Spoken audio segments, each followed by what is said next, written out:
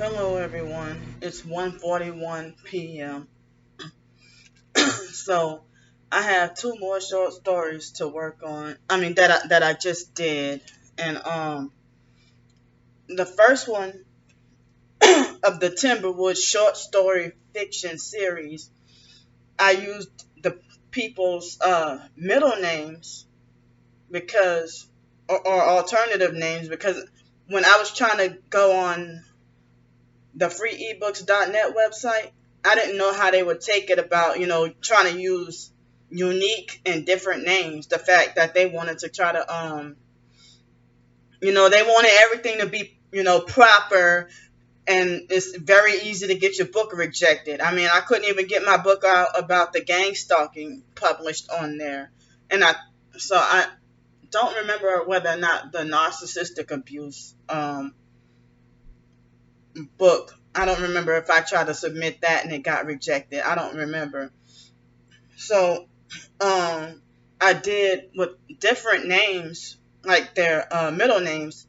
I read it out on my other channel as well, but I so as I said, they I didn't know how they would take it on that website. So, here's I'm gonna reread again part one, and then I'm gonna do the short stories from the Timberwood series, parts two and three that I just worked on, within the past couple of days. So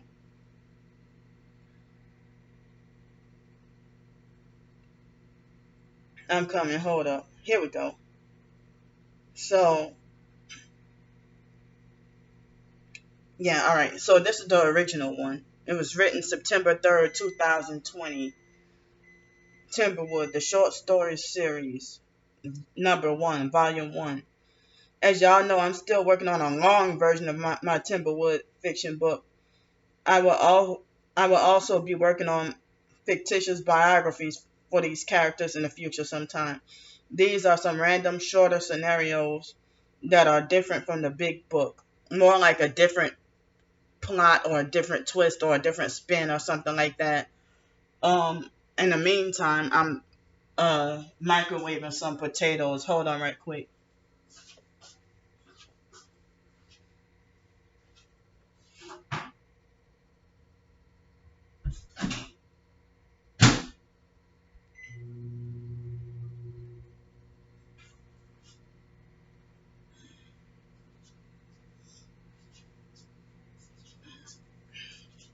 So yeah, if they wanted on the free ebooks website, they wanted everything to be proper grammar, or else it would be rejected. So I didn't know how they would take the idea of creative and unusual names, even names from the what's that freaking website called?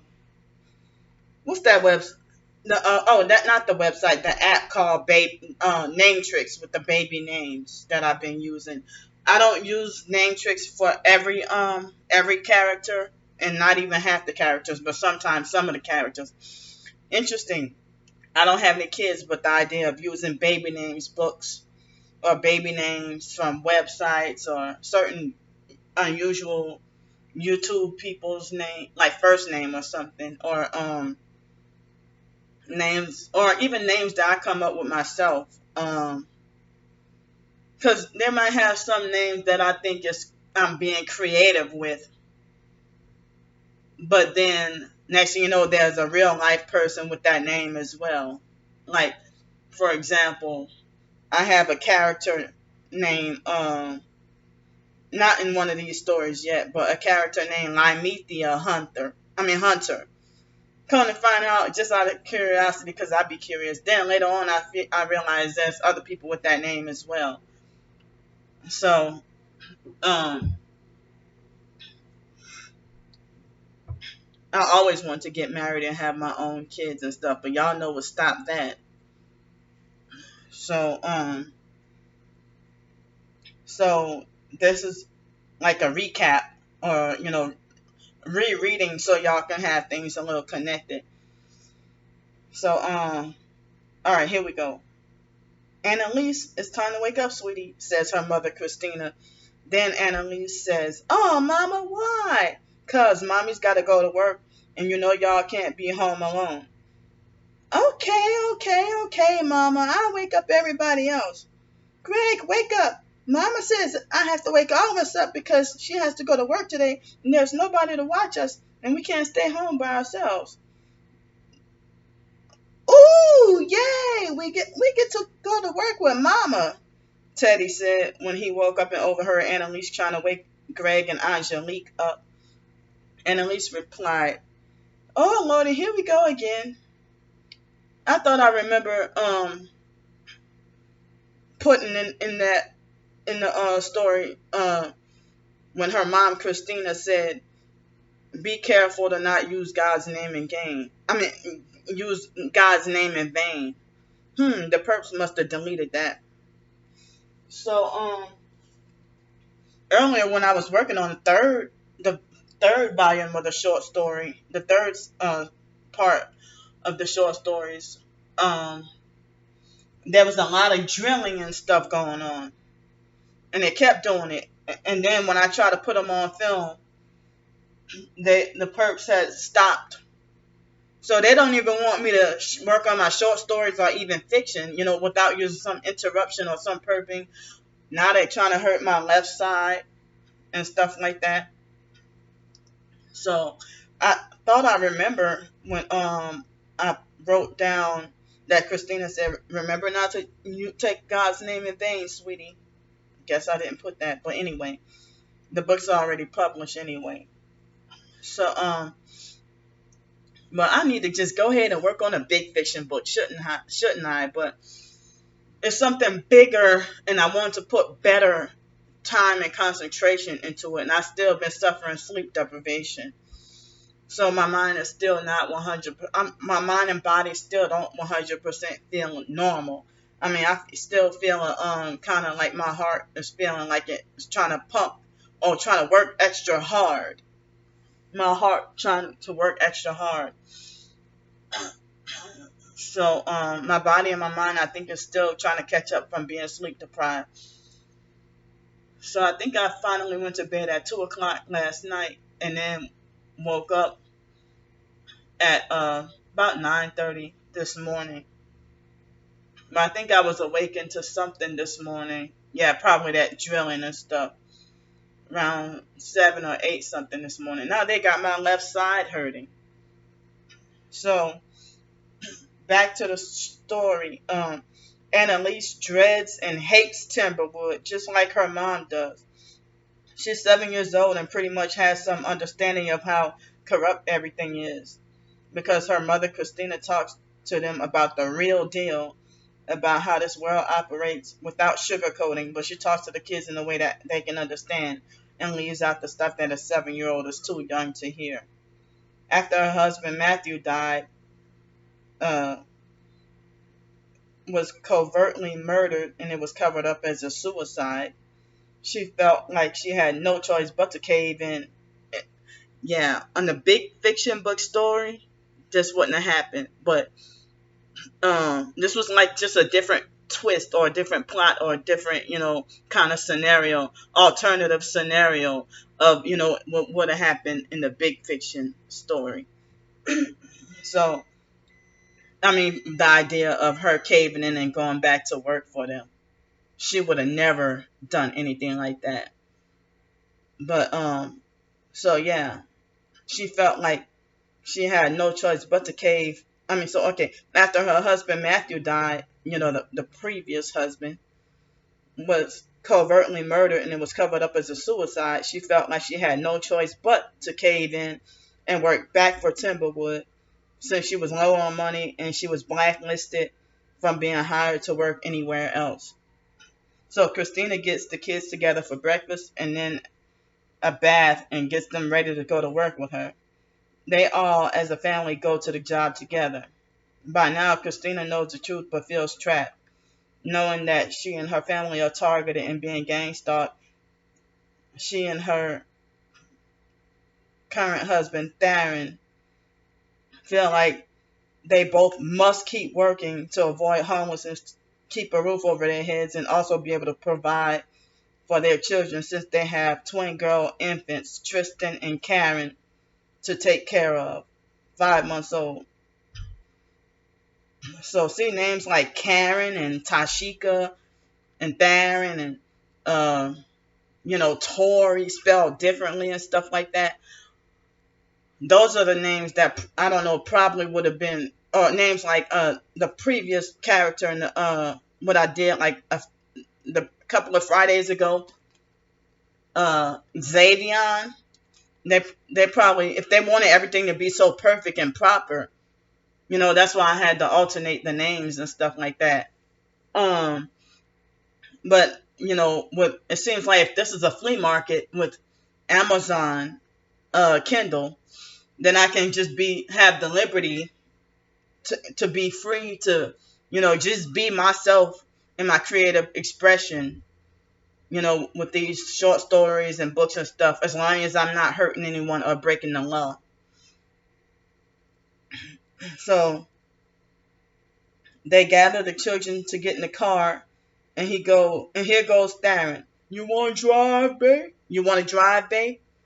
Christina's like, hell no, you know not to ask me such a question. Then Theron was like, oh. So then he got into the driver's seat of the purple 2018 Lincoln Navigator and pulled off. Not far after driving down the street, he wonders how the hell did he get a flat tire. Then it was not much later to be discovered that all 4 tires were very flat. So then Theron was like, see, Christina, now why would they do this? Do they want us to work for them or not? I know it was. And then he was like, I know it was their asses. I know it was their asses.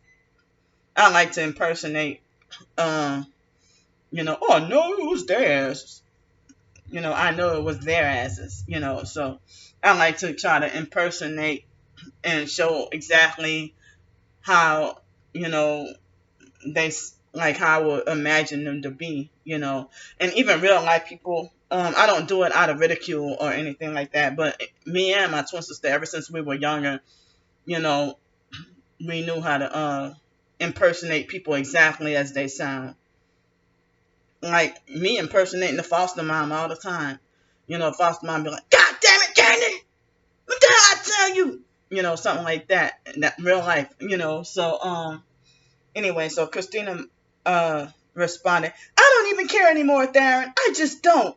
Then Annalise was like, yay, Yezzo! Yay, Yezzo. Good excuse to call off from work, Mama and Daddy. All the kids called Theron.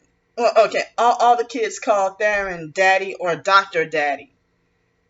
But they can't call off from work because of stuff like what's just happened. That's why they always need money. And Timberwood is doing stuff like this on purpose to keep Christina and her husband Theron and others dependent on working for them. Nobody but them. A vicious cycle. Theron calls Christina's sister Tashika and tells her what happened. Tashika sends her co-worker Shannon over to give them a ride, and Theron was still somehow able to drive the Navy back into the garage. So Shannon comes over with the Timberwood branded 15-passenger Ford Transit, painted purple with yellow and white writing on it. The van has dark gray seats. Everyone climbs into the van and heads to work. Then they exit the van, and then Shannon goes to park the van at its designated space, while everyone gets all their belongings checked by security at the entrance. And then Christina takes the kids to their Timberwood caregivers/babysitters. Christina feeds the kids organic, healthy food that's unprocessed, and the kids used to love it until they got corrupted by Timberwood. The caregiver snuck behind Christina's back and gave the kids processed junk like donuts and Minute Maid orange juice for a second breakfast because Annalise and Teddy lied and said that they didn't eat breakfast. But Christina fed them oatmeal with homegrown organic berries and peach slices, raw honey, and raw milk. Greg is quiet, shy, and doesn't say much. He's 5. And Teddy is 4 and tries to talk and act like a grown thug because that was how Matthew acted before he was murdered. Plus, the women in Timberwood pushing him up to act like that and think it's hilarious while Christina is against it. Angelique is 3 now, just turned 3. She was in her own little world. Well, in the big story, she would have still been, uh, 2. So, at that time. But, Angelique is 3 now, just turned 3. She was in her own little world. At least Angelique wasn't hungry or interested in eating the donuts.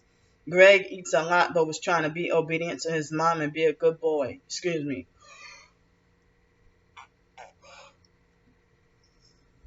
Strangely, Teddy and Annalise eat light and eat like a bird, just like their mama. But this day they just felt like going against mommy.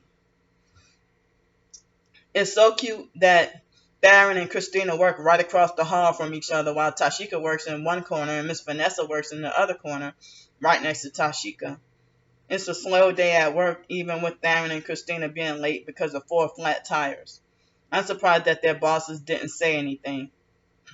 Since the day was slow and there weren't many new people to process or recruit into Timberwood for the day, tomorrow might be more people.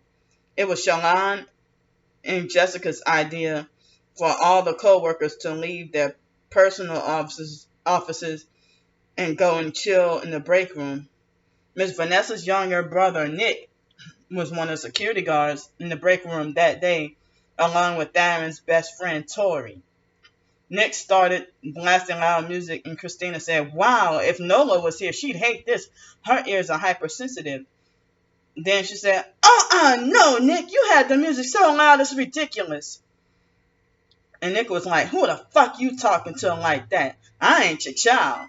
Then Darren was like, whoa, brother. Now that's so uncalled for. That's my wife you talking to." Christina was like, I'm getting the fuck out of here, man. All y'all perping me." So then she went back to her office, and the music was still too loud. So loud that she could hear it. And everyone mocked and laughed at her and talked so horribly about her behind her back, calling her crazy and paranoid. Typical workplace mobbing. Then Darren defended her and said, "I'm going to take care of my wife." And then he went to her office to comfort her while she was crying. "I'm so sick of this shit, Darren. So sick of it." And she was sobbing and leaning on his shoulder. Then fell to the floor crying, having a meltdown. "I see why the kids don't like to come here. It's not worth it, Darren." Then Nick tried to cover himself to keep his job and then fake apologized and turned the music down some. Then Christina and Darren went with Nick back to the break room. And the security guard is supposed to maintain order, not create chaos. But when it comes to gang stalking perps, it's a different story. Oh, I don't know why I feel kind of... Yeah, it's supposed to be warmer outside. So that might be why I'm feeling a little hot in here. Feeling a little weak, like I'm about to pass out. But I think I'm strong. I'm not going to pass out, but I'm just feeling a little weak. But I'm going to be all right, though. And my anxiety is really high, so that's why I'm pretty much feeling a little hyper and excited right now. So lunchtime rolled around, and Darren's mom, Miss Lavonda, brought over a surprise homemade dish of her red beans, rice, and shrimp, New Orleans style. Darren Jr., his sister Lisa, and Darren's son Jamal flipped out because Miss Lavonda was able to perfect the dish to taste just like her husband, Mr. Darren Sr., who was also murdered by Timberwood. Mr. Darren Sr. excuse me, was never a Timberwood worker, but Timberwood put him through hell, and he was in the process of putting out a tell-all book based on the weekly support group meetings that they would hold. Also, Miss Lavonda and her husband, Mr. Darren Sr., used to have cooking competitions to see who can cook the same meal/dish, the same meal or the same dish the best.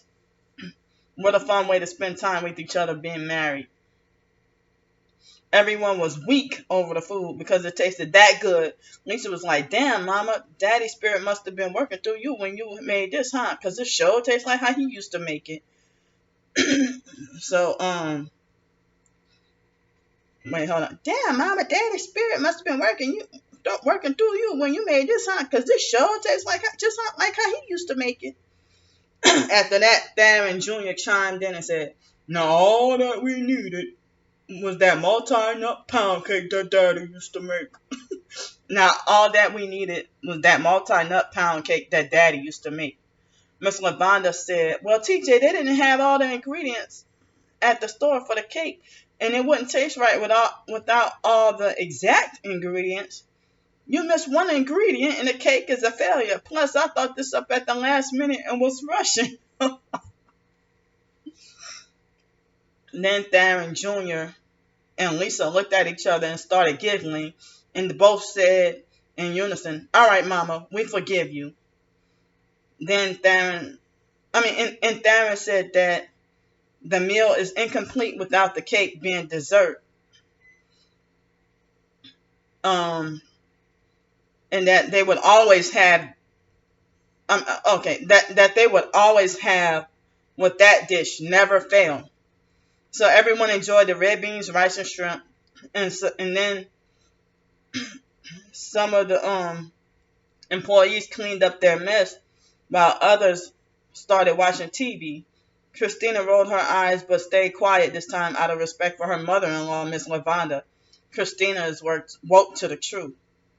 4 p.m. rolls around and Tashika takes Jamal Theron's.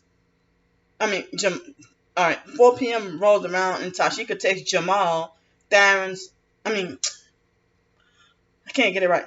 Tashika takes 4 p.m. rolls around and Tashika takes Jamal Theron's Uncle Tim, Mr. Theron Sr.'s baby brother, and the Latin boys Roberto and Laureano to prepare afternoon snack for the children. Oh, I didn't even realize that Laureano it rhymes with Toriano. Papa Tito Jackson, Michael Jackson's brother, Michael and Janet Jackson, their brother, his name was Toriano Jackson. I didn't realize, Laureano rhymes with that. I wasn't even thinking about Toriano Jackson at this time. It's just a coincidence. Mr. Tim and Tashika prepare and set up snack time while Jamal and the two Latino guys pass out and serve the snacks to the children. They had peanut butter on pita bread with a piece of chocolate candy and a small paper cup of 4-ounce milk. Then everyone clacked out and went home. So took me almost 23 minutes to read that. My throat's kind of feeling tired. So over the weekend, I worked on this one, part 2. Hold on, I'm coming. And I think I finished it yesterday. Excuse me. So, Timberwood Short Stories Edition, Volume 2, 90s Edition. On Friday, October 18, 1996, Matthew Castillo and his girlfriend Kanisha started working with me, Nola Borderline. They were assigned to work as an in-house monitor for Timberwood's behavior modification program. He was 18 years old and not long before was living at Covenant House at 611 North Rampart Street. His older brother Michael had gotten him a job to work for Timberwood so he wouldn't have to be homeless anymore. He had been living at Covenant House ever since he ran away from his abusive foster parents. That was where he met his good friend Cornelius Cook. Matthew and Cornelius also went through rough times at Covenant House. It would have been nice if Cornelius was offered the same job as well, but he didn't work there until almost a decade later. Also, Vanessa and her husband Daniel Robinson were assigned to work with me, to monitor and watch me, people working in shifts to watch me in my home 24/7 when my parents went to work. I was 13 in 8th grade. I attended Timberwood Middle School, the secret school that, if you ask anyone about it, no one has ever heard of it. Timberwood being the secret cult that the public has never been made aware of. Since my parents had to work all weekend, Matthew and Kanisha took me over to Miss Vanessa's house to spend the weekend. Cornelius came over to hang out as well. Vanessa Jr., aka Baby Nessie, was 2 years old, and her brother Danny Boy, Daniel Jr., was 6. We ate dinner and then went to sleep. The next morning on Saturday, October 19th, we woke up and baby Nessie was crying because she woke up in the room by herself because Miss Vanessa was preparing breakfast for everyone in the kitchen. I walked into the room to help baby Nessie out of the bed and asked her, "What's wrong? Why are you crying?" And she said, "I go mama. Oh, I go mama." You know, saying, "I go mama." And she was crying and drooling with her fingers in her mouth and snot running out of her nose. So I took her downstairs because Miss Vanessa and her husband were living in a townhouse, you know. So I took her downstairs to the kitchen by her mother. Baby Nessie was overjoyed to see her mom and her eyes lit up. Miss Vanessa kissed her baby on the cheek and said, "You slept good?" And baby Nessie said, "Where daddy? I see daddy." "Where daddy? I see daddy." Miss Vanessa responded, "Daddy at work, you like that?" While putting a slice of strawberry in the baby's mouth. Baby Nessie loves strawberries. Then Miss Vanessa gave her some farina with strawberry slices and milk. Danny Boy wasn't hungry. I ate 3 leftover donuts from the day before along with some milk. I don't know what everybody else ate. Excuse me.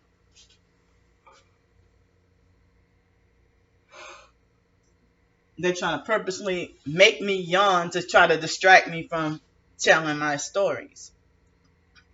Okay, now, where was I? So, Danny Boy wasn't hungry. I ate 3 leftover donuts from the day before along with some milk. I don't know what everybody else ate. Danny Boy wanted to go to the park, so I was able to go independently without adult supervision to take him and baby Nessie, and I walked her in her stroller. The park was only 2 blocks away. We stayed there for 2 hours until all of us had to use the bathroom. At least that was the plan. At the park, the boys were playing basketball while some of the girls played jump rope and hopscotch. Ooh, the memories. No, I think I want to say, oh, the memories. Yeah, that's why I want to say, oh, not ooh, but oh, the memories. Danny Boy asked me if he could play basketball with the other boys. I said, "I'm scared I'd get in trouble if I let you." Then he said, "Girl, you're not going to get in trouble. My mom lets me play with them all the time." I said, "Okay, well, fine, go ahead." He went over to play with the other boys while I went to the playground with baby Nessie. Baby Nessie said, "I play on swing." I play on swing. While actually pointing to the slides. I said, "You want to go play on the swing?" She said, "Yeah." So I took her on the swings, and she was laughing to the top of her lungs and didn't want me to stop. Then when I would try to put her on a slide, she would cry.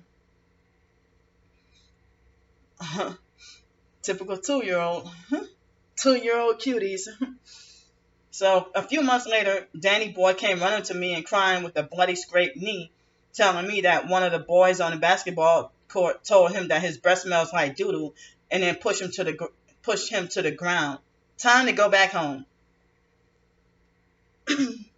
So then, when we got back to the house, Miss Vanessa was being lectured by Miss Kathy for doing a girl's hair. Miss Vanessa loves doing hair. Timberwood doesn't like their members doing any paid work outside of their cult. She verbally argued amongst herself after Miss Kathy left, and Miss Kathy threatened to tell the CEO, Mr. Russell, if she was caught doing people's hair again. Miss Vanessa was saying that she had to do hair on the side for extra money because Timberwood wasn't paying her enough and cheating her out of her checks. Nothing was done about the complaints about her and her husband's missing money. Miss Vanessa was so angry that she said that she couldn't deal with Danny Boy's injury. So her husband, Daniel Sr., walked in and treated the boy's injury. He cleansed and bandaged the wound. After that, Daniel went straight to the bedroom, talking to nobody else. Danny Boy wondered why his dad just went straight to his room. Apparently, his dad was angry from work. Vanessa went into the bedroom, and then Daniel lashed out on her and put a gun to her head and falsely accused her of cheating on him with both Matthew and Cornelius. Then there was a traumatizing, heated argument. Miss Vanessa wondered who could have started that false rumor, along with the trillions of false rumors and lies that some of the ass-kissing, fake, loyal cult members make on the resistant ones. No one other than Miss Kathy, huh? Shaking my head. Then Daniel angrily slammed the door and left out and was gone till about 2 o'clock in the morning. He came back so drunk that people wonder how he got back home with no accidents or DUI. Then they argued again. Hold on, wait. And he said, "Where's the gun? Where's the gun? I can't take this shit no more, man." Yeah, okay. He said, "Where's the gun? Where's the gun? I can't take this shit no more, man." So I was glad that Miss Vanessa was smart enough to wait until he was gone to throw the gun in the apartment complex dumpster. So they had a fist fight. I don't know what else happened after that. I couldn't sleep because of all the noise and commotion. All I know was that the next day we woke up at noon. Cornelius offered to treat us to Celebration Station.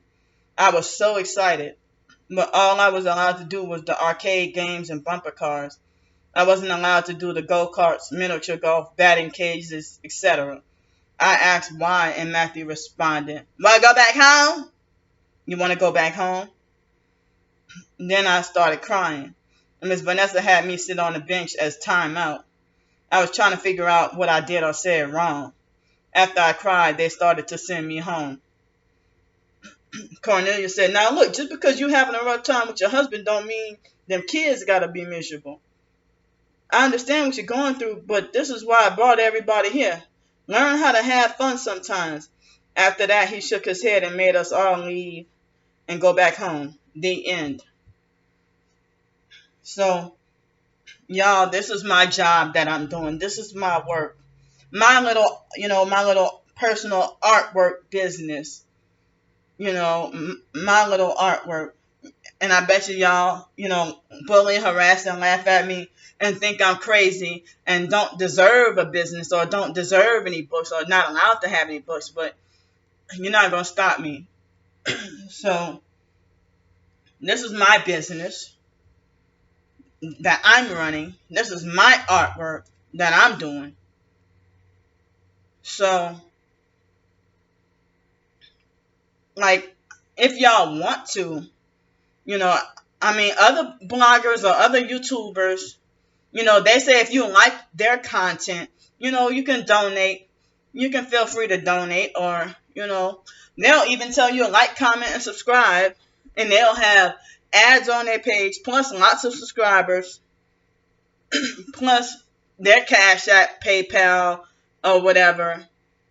But I'm not allowed to do it. At least I'm doing my own work. At least I was productive and worked today. I worked today with no boss except myself. The phone company still never called me back. So here's my job, Candy Grandpre's job. And I know that the narcissistic perps are just fucking laughing their asses off. I know. But I'm exposing y'all kinds of dirty deeds and the rituals that y'all do. That's why you're trying to silence and shut me up and try to attack me. So, but I was just asking, if you wanted to, if you can, but you don't have to. But thank you. I appreciate if you want to donate anything, if you like this content. And plus, also to help keep me off the streets, because I'm scheduled to go back on the streets on January 28th. But,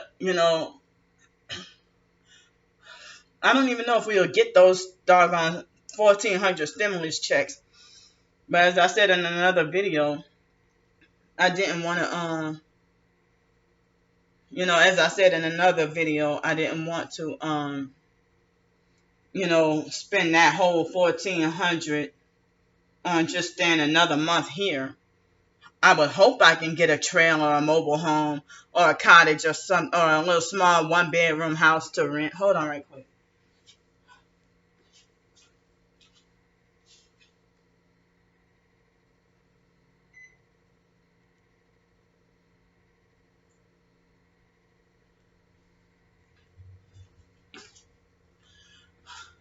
Maybe I feel better. I just drank some water.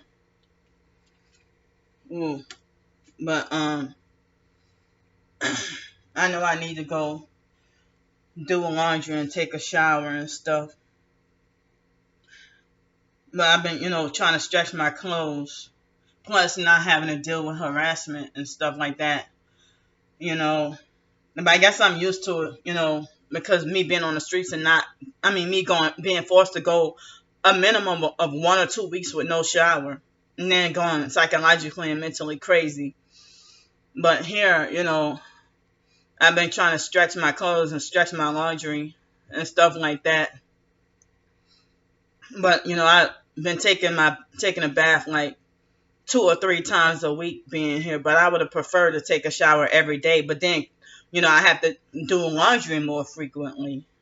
But the foster mom and her fake morality when I was in foster care, Adrian Felder, who they call Ann, she she used to have us reuse the same towel and washcloth for about a week.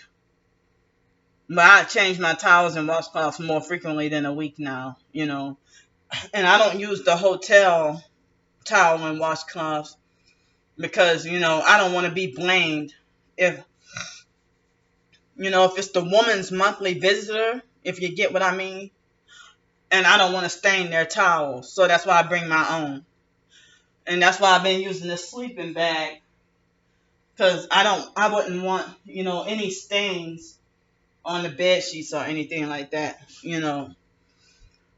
But one thing I forgot to mention is the foster sister Shelley used to also slap me on my butt when she wanted to pretend to be fake nice. She used to also slap me on my butt.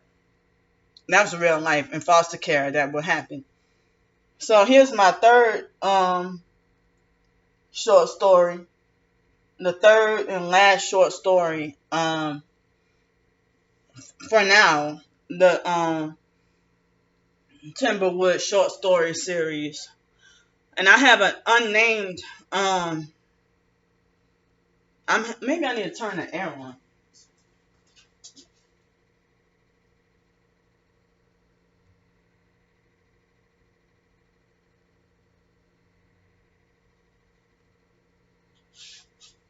Yeah, so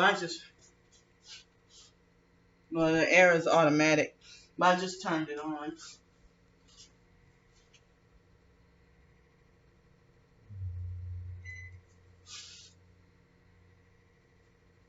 Yeah, I'm sweating. So, this is the third short story because I have a big chapter in one of the big fiction book that's kind of an alternative scenario. Let me sit down.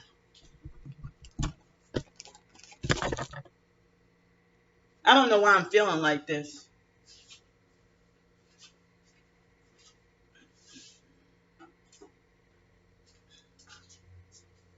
It's been hold on.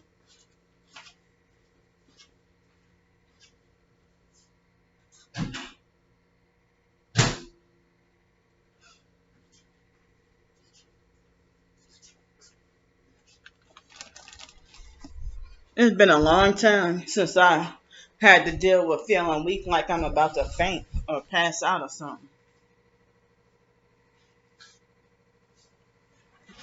But I don't have all that much longer.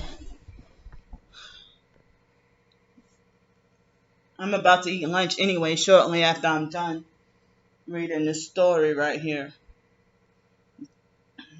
So this is just an alternative version, that's alternative from the big fiction book.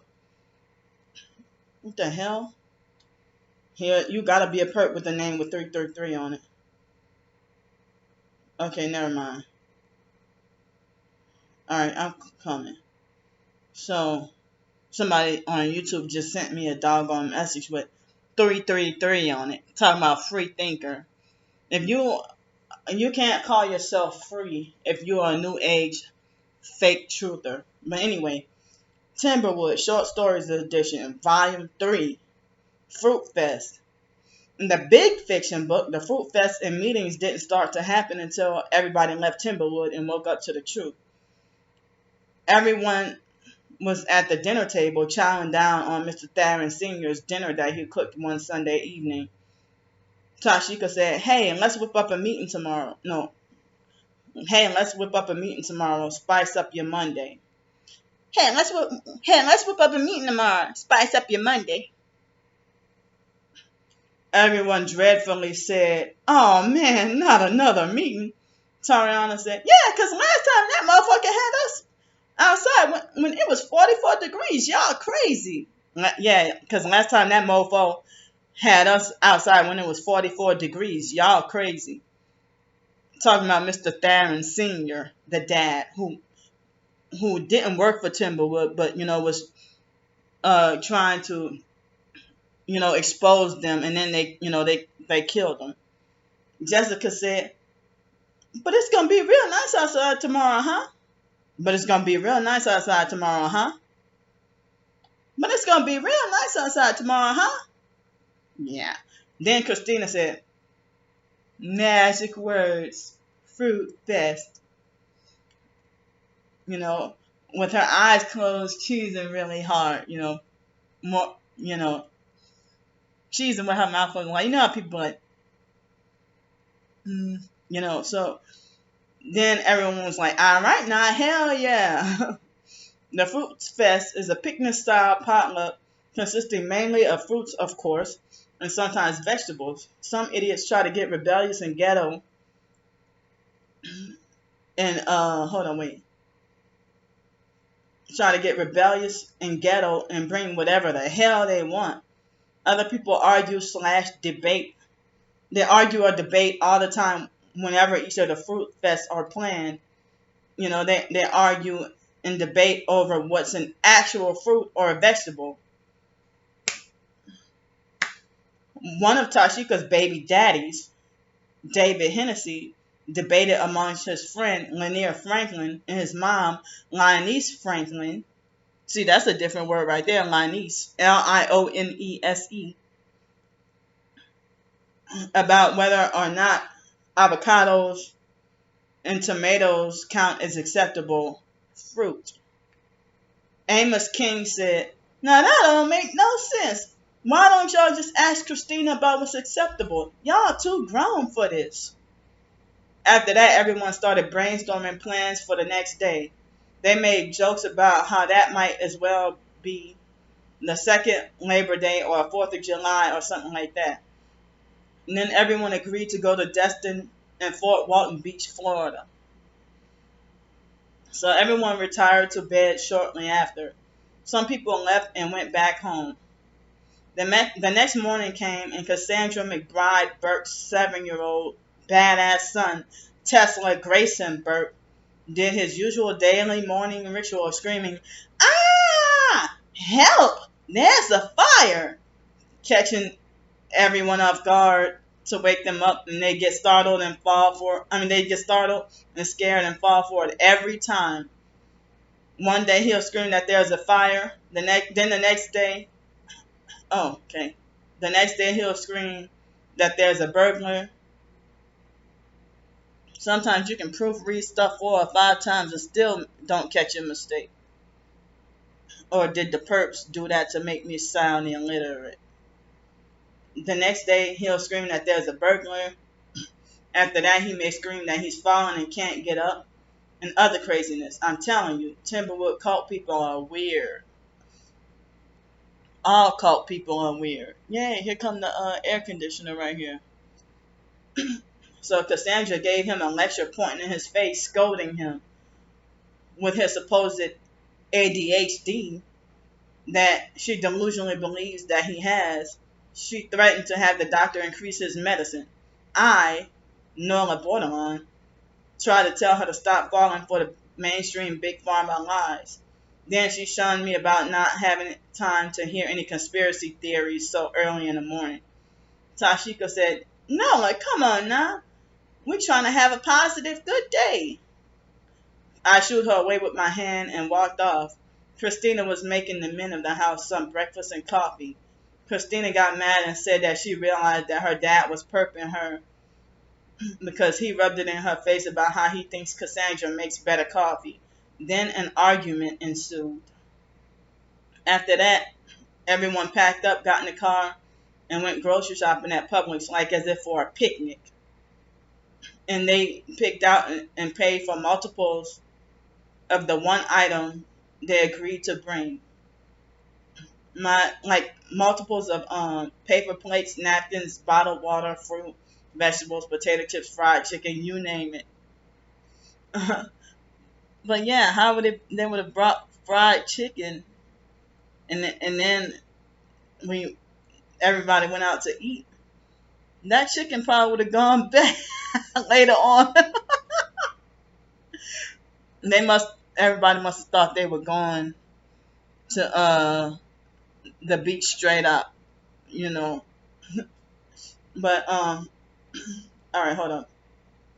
But after grocery shopping and before the beach, everyone went to the Filipino. Everyone went to the Filipino all-you-can-eat buffet restaurant called Nelly's Lumpia, FWB, standing for Fort Walton Beach. I actually been to that restaurant in real life, and it's one of my favorite restaurants.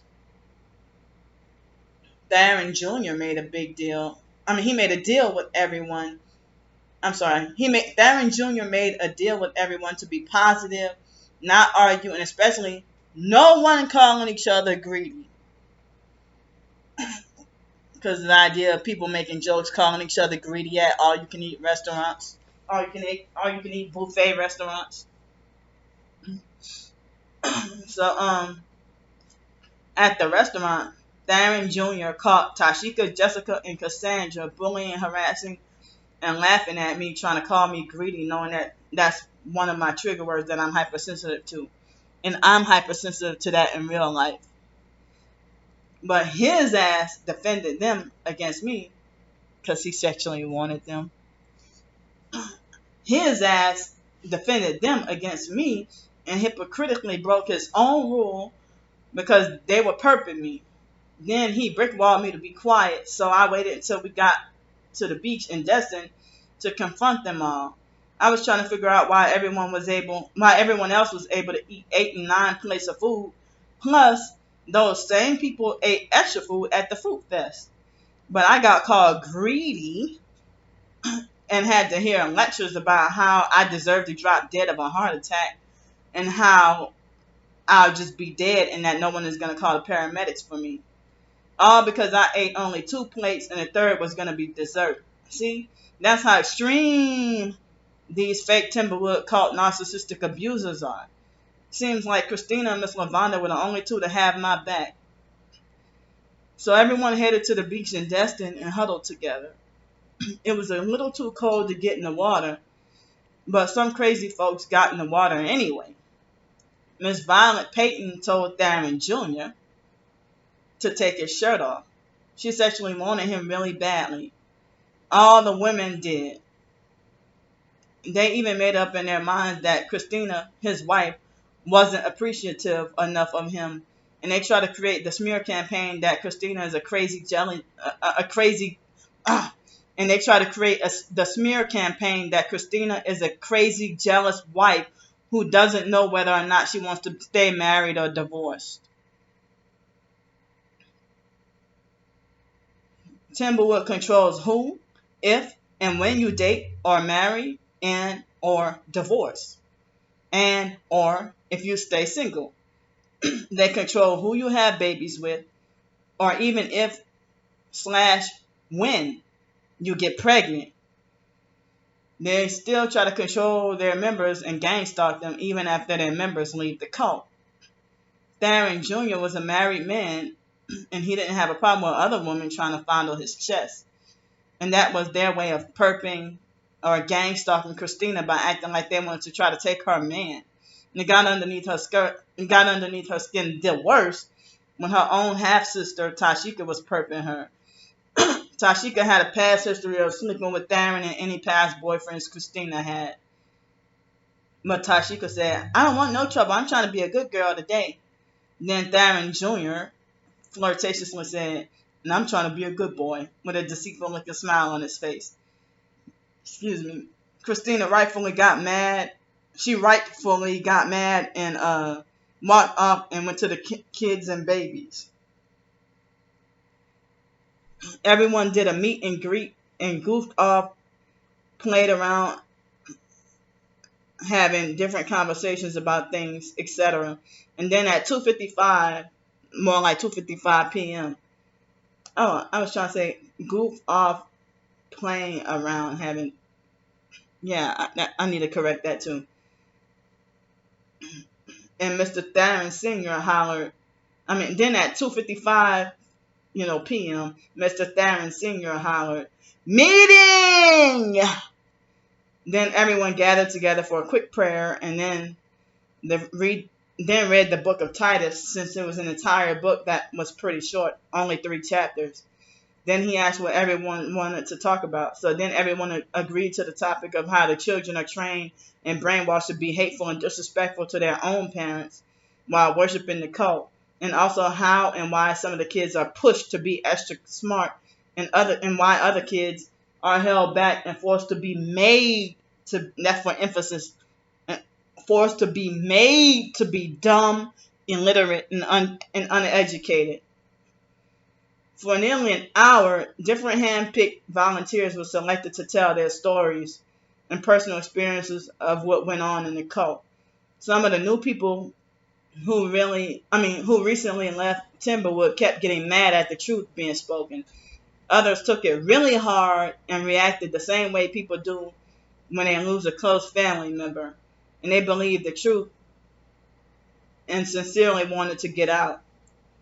People like me and Christina and some others wondered if those people were sincerely ready to get out of the cult and live a different life with less money, forsaking all their riches and possibly becoming homeless, but more freedom, but just couldn't handle the truth, or if they were fake cult perp infiltrators trying to act like agent provocateurs used to discredit, gaslight, sabotage, and derail the meeting, hoping to stir up a big brawl as to ensure that there will be no more truth meetings exposing the fake retarded Timberwood cult.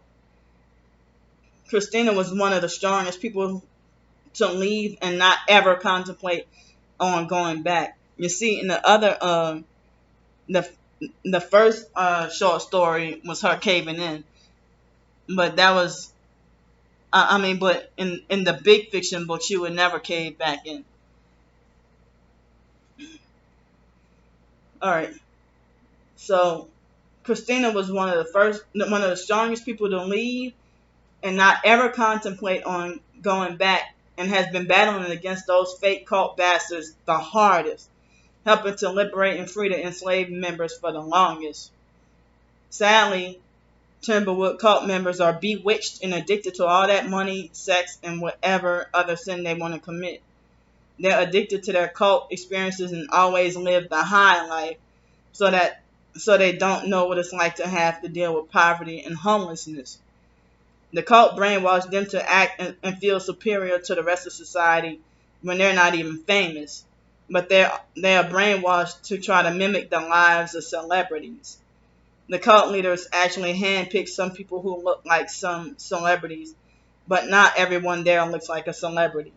Timberwood is so vain and dumb with their copycat asses. The leaders brainwash their cult followers to believe they're perfect. They use perfectionism to hide behind a lot of dirty deeds. Well, I probably should have said they use a perfectionistic front to hide behind dirty deeds. They seem larger than life and too good to be true.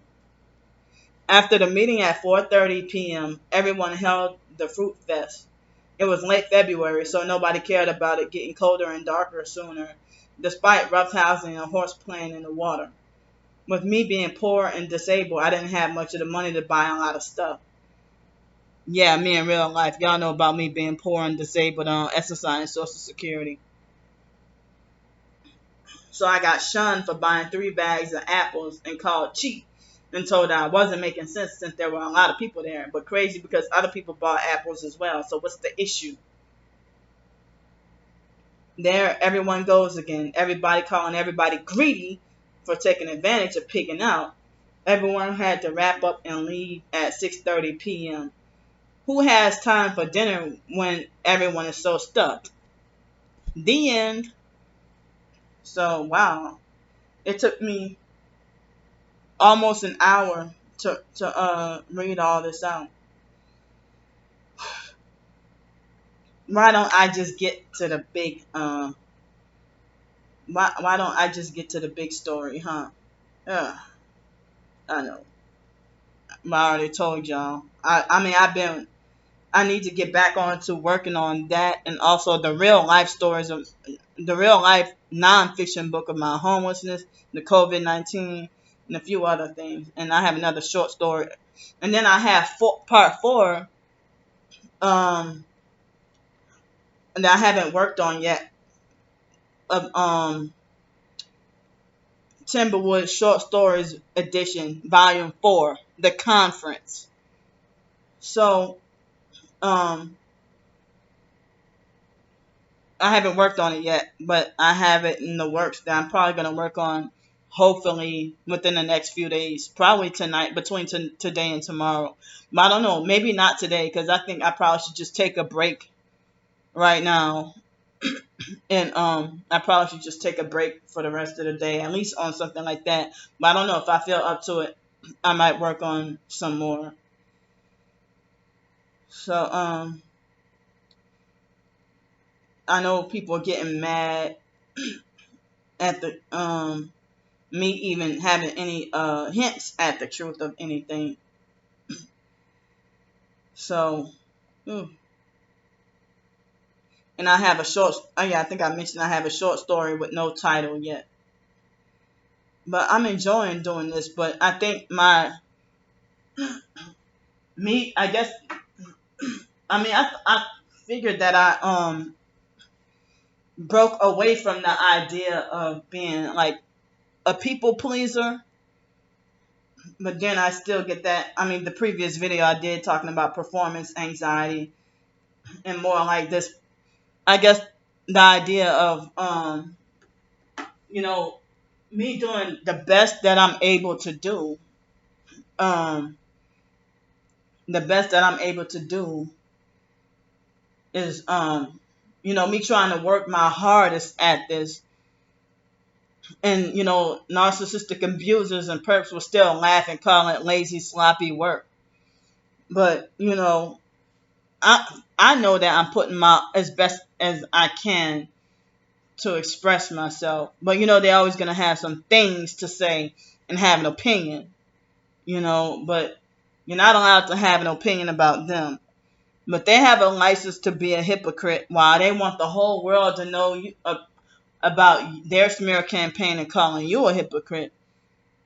And they act like they want to try to call you out, but they act like a hypocrite every day and they do bad stuff and then they'll do something and then tell me not to do it. If they talk about swimming and going to the beach, but then they condemn me for doing it. Well, how come it's not wrong when y'all talk about going to the beach or swimming, but it's not wrong when y'all talk about it, but then, you condemn me for talking about it. But if I wear, let me think of something. If I wear tight jeans and tell y'all not to wear it, they want a big show on, oh, look, she wear tight jeans and look, can't nobody wear tight jeans but her. Look, trying to make like I'm a crazy nonsensical. And then they always tie that into me being crazy and not making any sense. If the rare occasions, if I were to do something and then tell them not to do it. So,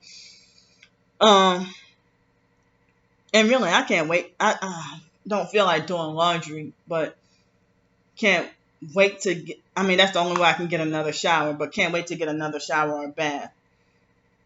But, I mean, so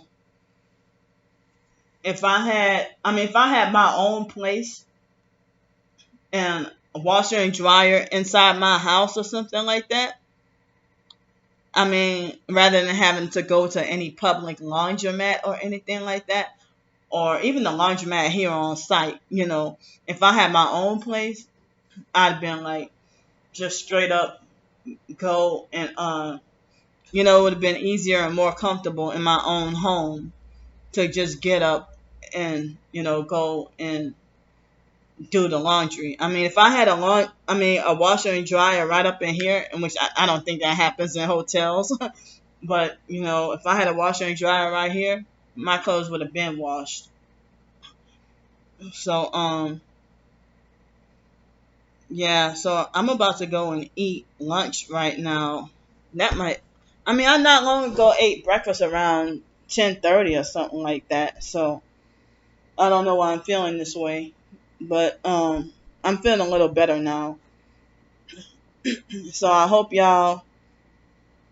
I mean, I express myself as best as I can, and I hope y'all enjoyed my crazy short stories, my crazy nonsensical. Yeah, the truth never makes sense. So I'm gonna go now, and I don't want to take up too much of y'all time. So I'm about to go now, and thanks for listening, and thanks for being supportive, even if you don't donate anything. But the links in the description box are the links are in the description box below if you want to donate. All right, thanks. I love y'all, and bye.